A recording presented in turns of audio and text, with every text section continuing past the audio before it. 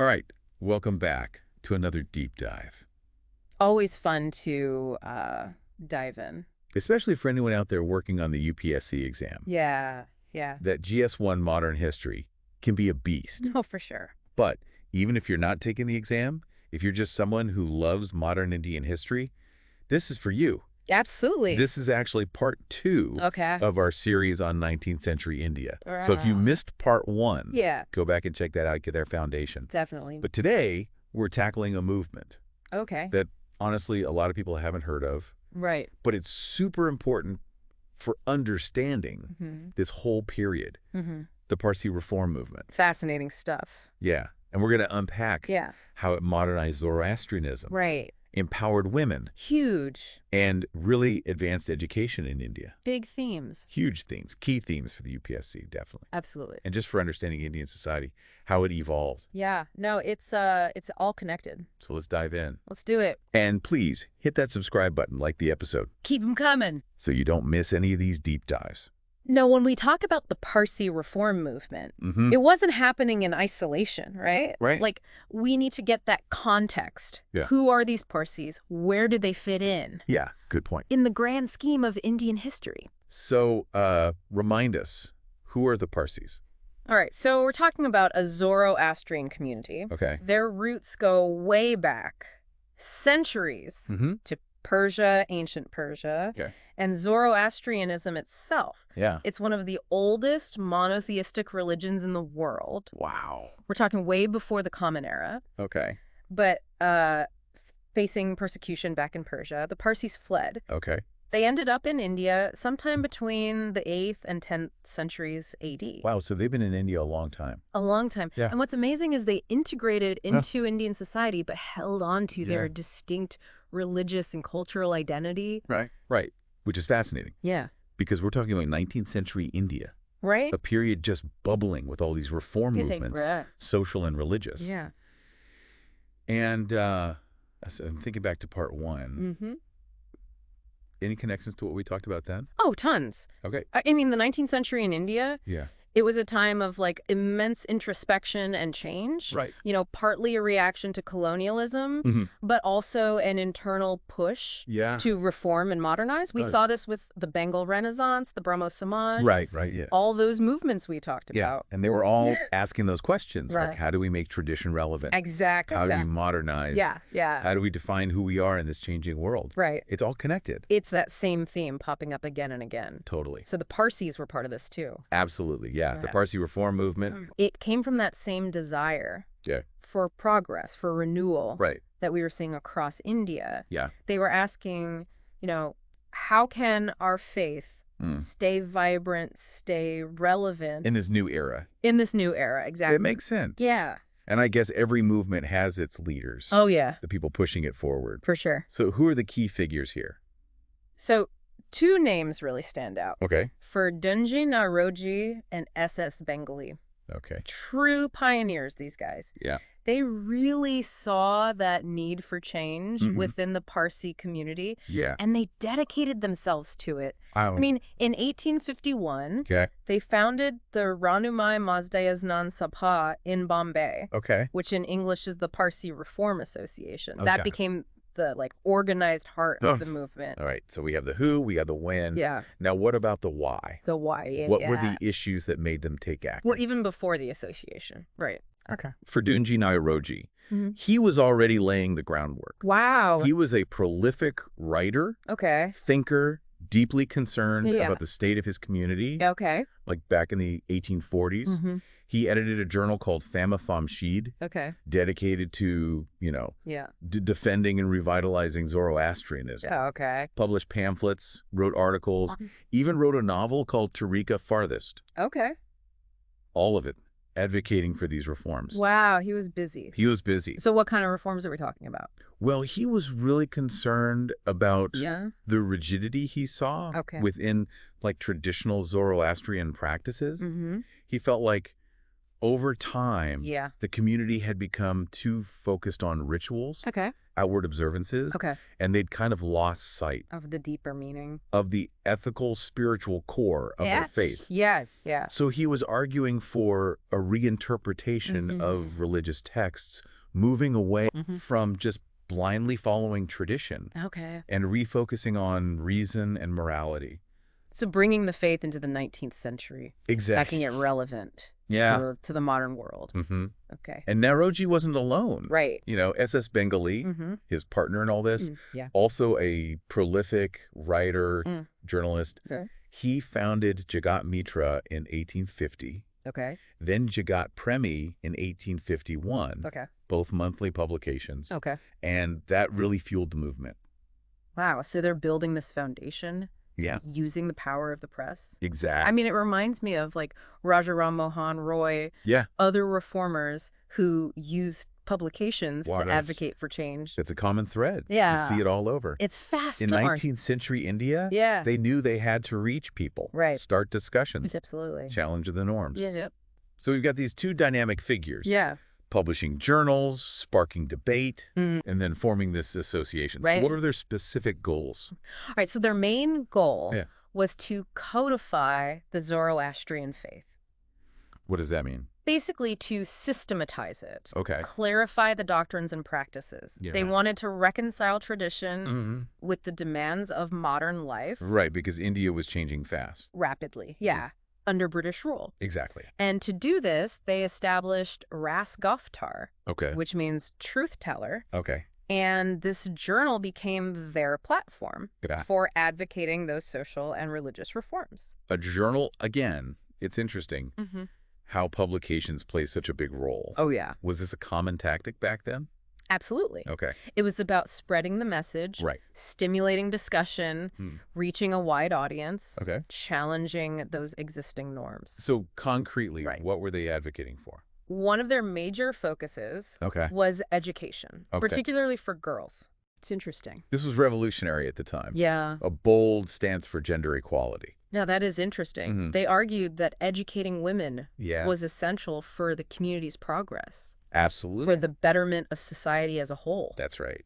Wow, that is forward thinking. Yeah. Education for girls in 19th century India? Mm-hmm. That must have been met with some serious resistance. Oh, absolutely. Yeah. What were the prevailing attitudes then? I mean, you're right. It was a direct challenge Yeah. to those deeply entrenched patriarchal norms. Right. Women were largely confined to the domestic sphere. Their roles limited to wife and mother. Right. Education was seen as unnecessary, Yeah. even dangerous for women. Wow. But the Parsi reformers, Yeah. they saw things differently. Just how did they push back Yeah. How did they push back? against those beliefs? Well, they argued that educating girls wasn't just about, individual empowerment. Right. It was crucial for the whole community.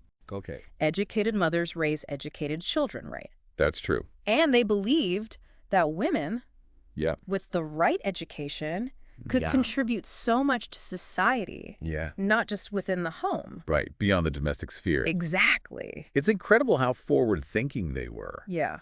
But I imagine they faced challenges Oh, yeah, definitely. trying to actually implement girls' education. Of course, change is never easy. Right. One big obstacle Yeah. was the lack of schools for girls. Right. Because back then, Yeah, it was all about educating boys. mostly. Yeah.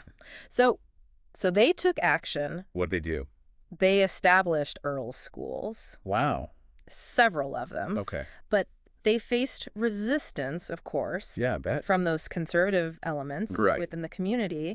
They had to really convince people, Yeah. parents especially, That it was important. of the value of educating their daughters. That's what I find so fascinating. Yeah. They didn't just talk about it. They took action, They put it into practice. built those institutions Yeah. for lasting change. Exactly. It reminds me of Mm-hmm. the Brahmo Samaj. Yeah. Those reformers we discussed in the last Yeah. episode, they understood that too. Totally. Translating ideas into action. That's key. It is. For any successful movement, Did it pay off? their efforts. Yeah. I mean, to a large extent, yes. Noted. Literacy rates among Parsi women, Mm-hmm. they went up significantly. Wow. And that led to, greater participation in social life, cultural life, even economic spheres. That's huge. Huge impact on Parsi society.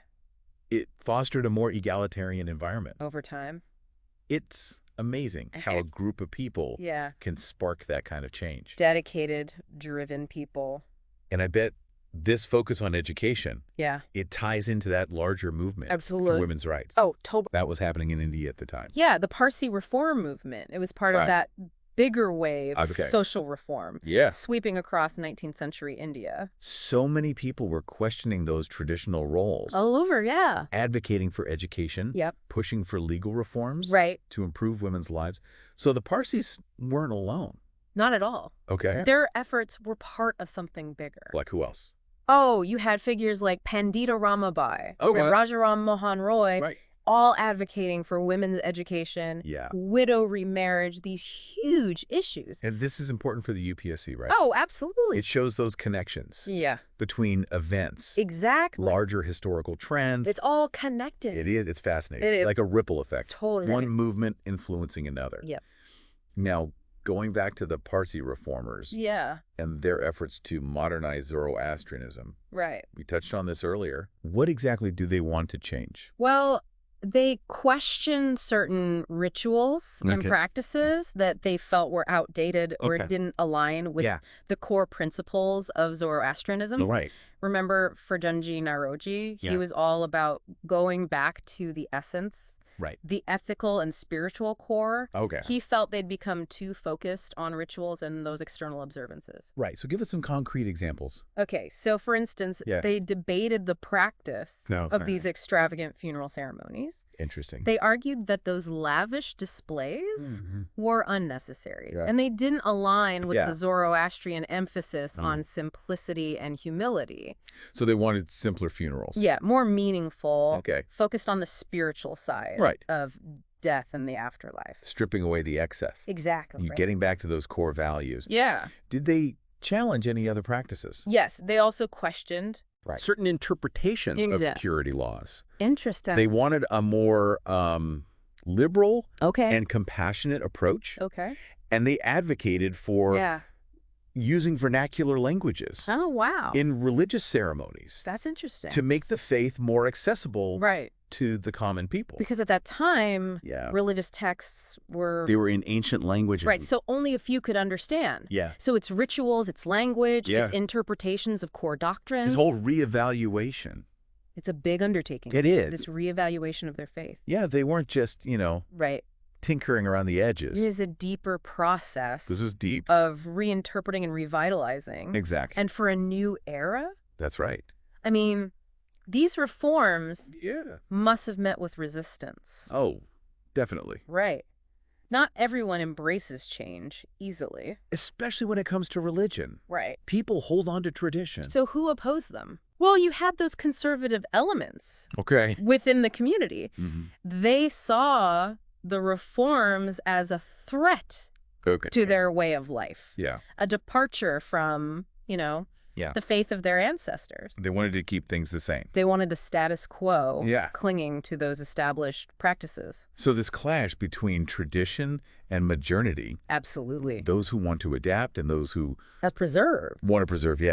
How did the reformers respond? Well, they engaged in debate. Published articles defending their views. They even went door to door to explain their ideas, address concerns. They knew change required persuasion, dialogue, patience. That's a long process. It is a long process. But they were committed.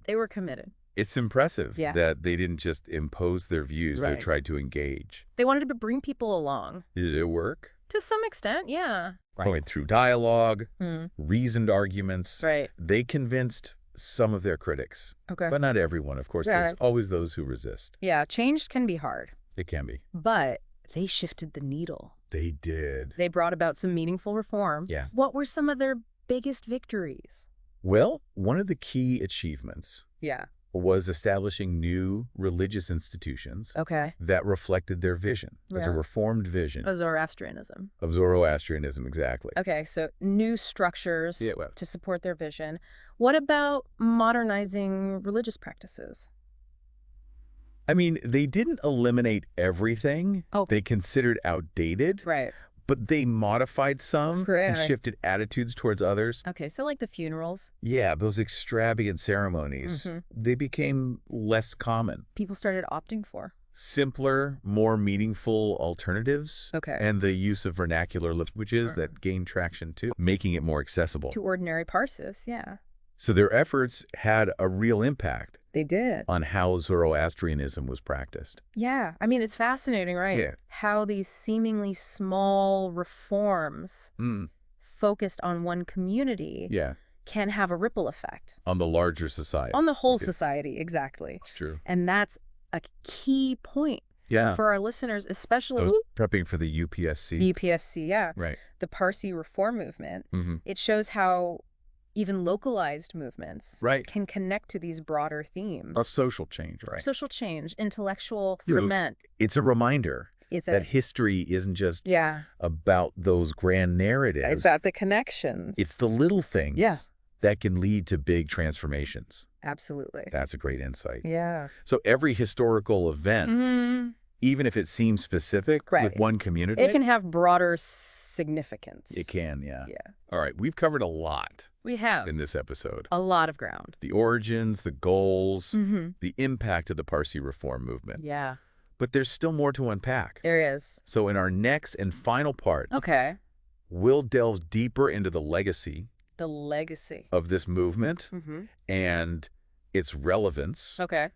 For understanding modern India. Sounds good. And, of course, we'll explore how it all connects to the UPSC syllabus. Especially that GS1 Modern History section.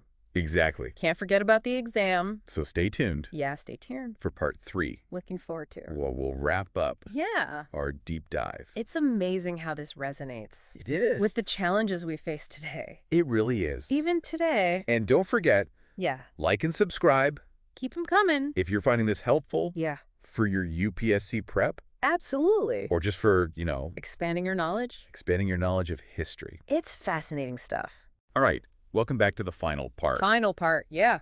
Of our deep dive. And to wrap it up. Into the Parsi Reform Movement. It's been a great journey. We've explored its origins, right? Their origins, goal. Those reformers' bold vision. Bold vision, yeah. And their actions. Actions, especially. Especially in promoting women's education. Education, huge. Modernizing religious practices. Yeah.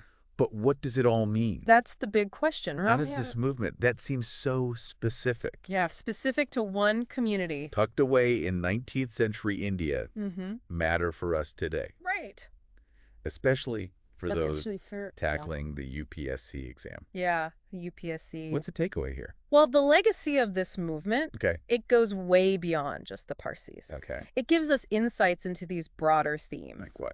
Social change, religious reform, modernization in India. Big stuff. Huge stuff, all crucial. For the GS1, right? For that modern history syllabus, absolutely, right? So connect the dots for us. Okay. How does this movement, focused on one community, illuminate this larger picture of India's transformation? Well, first, it highlights that interplay Okay. between tradition and modernity. Yeah, that we see throughout this period. That was shaping India. Okay.